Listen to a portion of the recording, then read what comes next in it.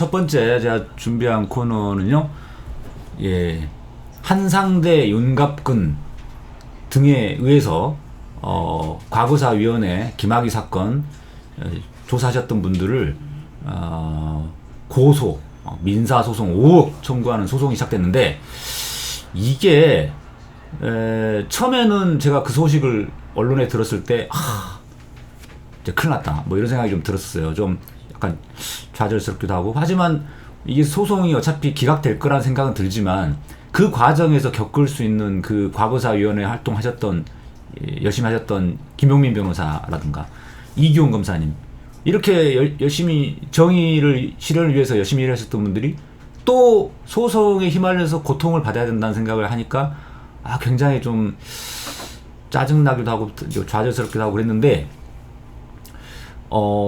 오늘 갑자기 이런 생각이 든 거예요. 그분들한테 좀 힘들 시간이 될 수는 있지만, 이게 하나의 또 뭐 2라운드가 될 수는 있겠다. 하나의 반전의 계기도 될 수 있겠다라는 거죠. 무슨 뜻이냐면, 처음에 한상대 윤곽근에 의해서 소송이 딱 시작되니까 뭔가 반격을 당하는 기분이죠. 그 다음에 이번 주 화요일 날 검찰 수사단 여한섭 단장이 뭐 수사 결과를 발표한답시고 하면서 한상대 윤곽근 손을 들어줬어요. 그 사람들은 뭐 관련성을 찾기 어려워서 그냥 수사하지 않기로 했다 이런 식으로 하고, 김학의 윤중천만 구속 기소했을 뿐 나머지는 다 그냥 덮어버렸잖아요. 2013년, 2015년 검찰 수사팀에 대해서도 말씀드리는 순간 한 분이 또 들어오셨습니다. 반갑습니다. 환영의 박수. 자, 환영의 박수 크게 좀 쳐주세요. 여러분 들리시죠? 지금 이 공개 방송에 얼마나 많은 사람들이 지금 들어오고 있는지 와서 보기 전에는 알 수가 없습니다. 몇 명인지 제가 알려드리지 않겠습니다. 비밀로 여러분들 상상에 맡기겠습니다. 그래서 잠깐 중단했는데, 그렇게 여한섭 수사단장이 한마디로 한상대 윤갑근에게 손을 들어준 거예요. 왜 그렇게 화요일날 갑작스럽게 수사 결과 발표를 하는가 생각해 보면, 결국 두 사람 자기 검찰 선배들에게 힘을 실어준 거죠. 지난주에 과거사위원회에서 그렇게 그 두 사람을 비롯한 과거 수사팀에 대한 조사가 필요하다라는 것들을 수사 공고했음에도 불구하고 뭐 거기에 대해서는 들은 척도 안 하고 그냥 바로 화요일날 발표를 해버렸는데, 바로 그런 이유였단 말이에요. 그래서 제가 약간 그 발표를 듣고 나서는 잠깐 좀 좌절스러웠어요. 역시 검찰 안 되는구나. 기득권을 가진 사람들은 역시 빠져나가는구나 계속. 이런 생각이 들어가지고 그랬는데, 오늘 갑자기 이제 생각을 해보니까 그 소송이 하나의 계기가 될 수는 있겠다. 그러니까 이 두 사람이 그냥 가만히 있었으면은 이 김학의 사건을 어떻게 보면 묻힐 수가 있어요. 이제 진짜로 영원히 묻힐 수가 있죠. 그런데 이 사람들이 소송을 하는 바람에 제2라운드가 시작됐는데, 왜냐? 입증 책임이란 것 때문에 그렇습니다. 입증 책임, 증명 책임이라고도 하는데요. 법률 용어로서 입증 책임, 증명 책임, 이게 무슨 뜻이냐면, 소송을 하게 되면은 소송을 건 쪽이 있고 당한 쪽이 있잖아요. 그래서 민사소송은 원고, 상대방이 피고라고 하죠. 그리고 형사소송은 검찰이 원고 역할을 하죠. 그래서 검사가 기소를 하고 상대방은 이제 피고인이 되는 건데, 그럴 때 소송을 건 쪽이 입증 책임이 있습니다. 원칙적으로. 그러니까 허위 사실에 의한 명예훼손죄로 지금 고소하고 민사소송 5억 청구를 한 거잖아요. 그러면 그게 허위 사실이다라는 점에 대해서 자기들이 입증을 해야 돼요. 한상대 윤곽근 쪽에서. 그러면 만약에 입증을 못하면, 입증이란 거는 증거를 대야 된다는 거죠. 증거를 대지 못하면 어떻게 되느냐? 패소하는 거죠. 기각되는 건데. 패소. 자, 그렇기 때문에 이 소송에서 입증 책임이 굉장히 중요합니다. 어느 쪽에 입증 책임이 있느냐에 따라서 달라지는데, 그래서 그렇기 때문에 우리가 어떤 고소를 했을 때 혐의 없음 처분이 되고 또 검찰에 기소를 했는데 또 무죄 판결이 선고되는 것은 다 뭐냐면 거의 대부분은 입증 책임 원칙에 따라서 검사가 이런저런 증거를 제출하긴 했지만 그런 증거만으로는 인정하기에 부족하다. 그래서 패소, 기각, 무죄 이런 것들이 나는 겁니다. 그래서 입증 책임이라는 것은 증거를 제출할 책임이 이쪽에 있다 뭐 이런 뜻이 아니고, 정확히 말하면은 증거는 양쪽 다 제출할 수 있는 건데 그 결과 진위가 불분명할 때, 그러니까 어느 쪽 말이 맞는지 확실하게 단정적으로 말하기 어려울 때, 단정하기 어려울 때, 그러면 입증 책임이 있는 쪽이 패소하는 것을 바로 입증 책임이라고 하는 거죠. 그냥 좀 더 쉽게 이야기해서 증거를 제출할 책임이 원고, 검찰에게 있다 뭐 이렇게 생각해도 됩니다. 좀 더 쉽게 이야기하면.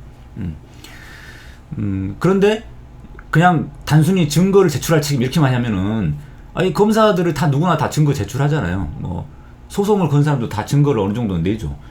그렇기 때문에 이제 정확한 표현은 아니에요. 그래서 증거를 제출했지만 그것만으로는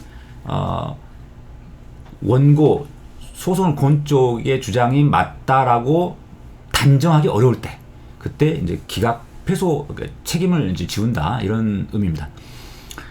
그래서 한상대 윤곽근 쪽에서 소송을 걸었는데 허위사실이다 이렇게 했는데, 제가 보기에는 입증하기가 굉장히 어려울 것이다 라고 전망하는 거죠. 그러니까 질 거라고 저는 생각을 합니다. 그쪽이. 왜 그러면 증명하기 어렵냐?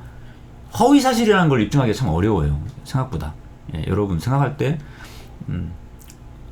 거짓말 했으면 허위사실이 되는 건데, 지금 가고사위원회에서 발표를 할 때 거짓말로 발표를 할 수가 있습니까? 상식적으로 생각해보면 안 되잖아요. 왜?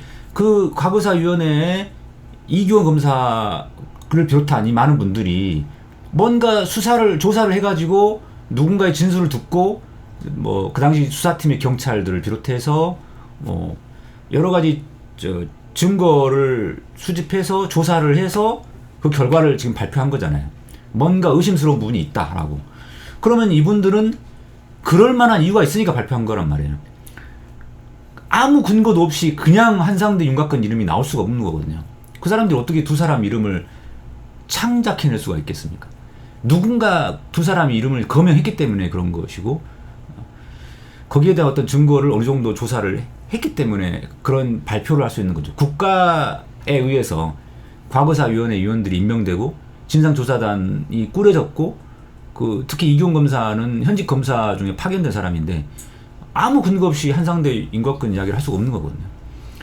그렇기 때문에 어느 정도의 근거를 가지고 이야기를 했던 것이고, 이분들은 그렇기 때문에 이걸 허위사실이라고 단정하기 어려운 상황이 벌어지는 거죠. 재판하다 보면은, 판사가 볼 때. 그렇기 때문에 저는 이제 기각될 거라고 보는 겁니다. 그러면 이런 의문이 생기죠. 이 사람들이 허위사실이라고 주장하는 거는 입증하기 어렵고, 또 반대로 이규원 검사나 과거사위원회에서 이 두 사람이 관련이 있다라고 이야기를 한 부분도 사실은 입증이 좀 어려워요. 그러니까 우리가 어떤 사건이, 어떤 분쟁이 일도 양단으로 칼로 물베기 하듯이 탁 잘라서 이렇게 결론이 날 수 있는 사건들은 비율이 그렇게 많지 않습니다. 그러니까 사건 수로는 많지만 비율로 따지면 그렇게 많지는 또 않아요. 다투는 사건일수록 거의 대부분 애매한 경우가 많아요. 양쪽 다 증거가 부족한 경우.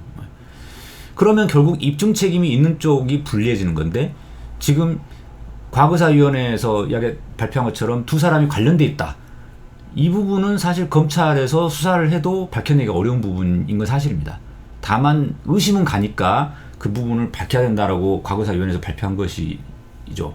그러니까 수사단에서 수사할 수 없다, 나 수사 안 하겠다고 하는 거는 저로서는 사실 이해는 좀 가요. 법조인 입장에서 볼 땐 쉽지 않다고 생각하기 때문에. 다만 발표한 지 뭐 며칠 만에 그냥 바로 우리 그거 뭐 한상대 윤곽근은 관련이 없어 이렇게 단정적으로 발표하는 거는 의지가 없는 거죠. 조사 의지가 없는 거죠. 수사 의지가 없는 거고 그것을 우리가 문제 삼는 것인데 그렇기 때문에 이쪽도 입증하기 어렵고 저쪽도 입증하기 어렵지만 어찌됐든 한상대 윤곽근이 소송하는 거에 대해서는 입증하기 어려워서 기각될 가능성이 많은데 그 과정에서 과거사위원회에서 조사했던 내용들이 재판 과정을 통해서 흘러나올 수가 있죠. 그렇게 되면 한상대 윤곽근이 지면 두 사람이 관련이 있으니까 졌구나 이렇게 생각이 될 거 아니에요. 그래서 어떻게 보면 약간 이제 2라운드가 될 수 있다. 그래서 이거 어떤 기사가 보니까 이게 중앙일보 기사인데 여러분들 우리 저 서교 TV 애청자분들은 중앙일보, 조선일보 기사를 굉장히 싫어하시더라고요. 그런데 간혹 가다가 괜찮은 기사들도 있어요. 근데 이 기사는 또 재밌는 게 뭐냐면 기사 내용은 별로예요. 근데 제목이 재밌어요. 제목이 2라운드 시작. 제가 보기에 이 기사는 이 제목을 굉장히 잘 뽑았어요. 그래서 18개월 마무리 돼가지고 과거사위원회가 이제 더 이상 활동할 수가 없잖아요. 윤곽근, 한상대, 김학의 건에 대해서 더 이상 할 수 있는 게 없어요. 그런데 이 사람들이 소송을 걸어주니까 오케이 잘 됐다. 소송에서 이제 또 밝히는 거죠. 2라운드가 시작된 거예요. 그래서 이 제목은 참 잘 뽑았어요. 내용은 약간 이제 검찰 쪽을 옹호하는 한상대 쪽을 옹호하는 그런 내용이라서 내용은 안 읽어보셔도 됩니다. 자, 그 다음에 또 한 가지 중요한 거는 검찰에서 화요일날 그 발표를 했는데 정작 그 다음날 그 검찰 수사 발표가 엉터리다 이런 증언이 나오기 시작했어요. 이세민이라는 이제 경찰 수사기획관 했었던 분인데 2013년도에 윤중천, 김학의를 최초에 조사했던 사람들이죠. 그 수사 지휘했던 분들. 그분들이 다 좌천성 인사를 당했다는 분들이란 말이에요. 그분들이 검찰 가서 다 조사를 받았어요. 자료도 다 제출했고 그때 외압을 받았다. 청와대에 다 보고했다.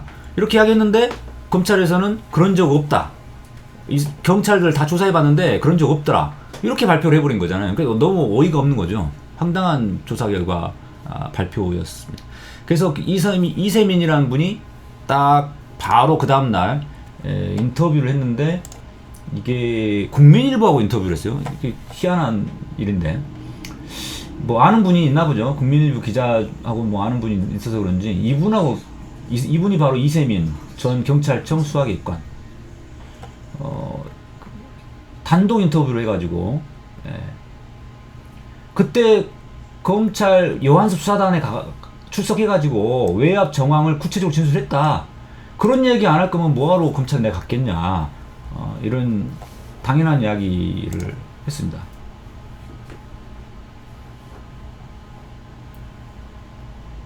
그리고 외압 사실을 직간접적으로 증명할 업무일지까지 냈답니다. 업무일지까지.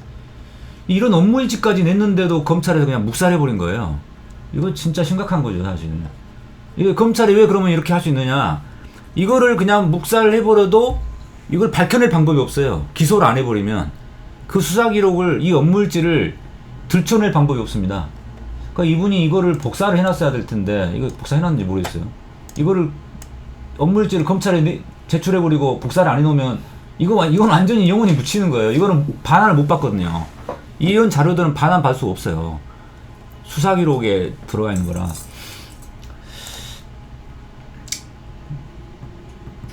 자, 그래서 이분이 이렇게 검찰 수사 결과 발표가 엉터리다라고 이제 이야기를 했고, 또 6월 7일 오늘이죠. 오늘 아침에 9시쯤인데 정확하게 말하면 7시, 8시쯤이겠죠. 김현정 뉴스쇼였으니까 여기에 출연을 하셔가지고 강일구 총경이라는 분인데 이 당시 수사팀장이었습니다. 그러니까 약간 이세민 그분은 수사기획관으로서 수사팀장 밑에서 일했던 분 같고, 이분이 이제 수사팀장으로 총괄했던 분인데, 이분이 이제 인터뷰하면서 이제 다 그런 이야기를 했어요. 그 당시에 수사 외압이 있었고 상부에도 다 보고를 했다. 이런 이야기죠. 그리고 이분이 하는 이야기가 뭐냐면 지금 검찰에서 말하는 그 경찰 조사 결과 외압이 없었다고 이야기하는 사람들은 그 뒤에 교체된 사람들을 이야기하는 거다. 네. 교체된 사람들.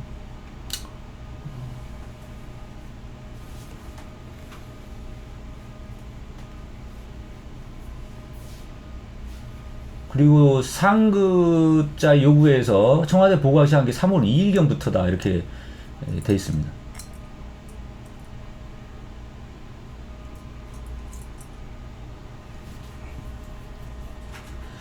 그래서 이게 뭐야? 수사 촉구. 그 다음에 요 노컷뉴스 시사자키 정관영 여기에 또 출연을 하신 분이 있는데 이분은 누구냐면은 정한중이라는 분.